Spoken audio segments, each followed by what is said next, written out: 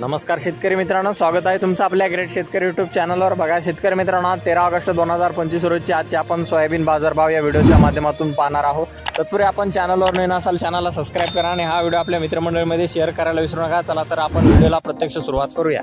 बघा शेतकरी मित्रांनो, कृषी उत्पन्न बाजार समिती आहे लासलगाव ठिकाणी अवकालेले 233 क्विंटल, जास्तीचा दर आहे 4930 रुपये क्विंटल, सर्वोच्च दर 4071 रुपये क्विंटल, 4871 रुपये क्विंटल जात आहे लोकल सोयाबीन।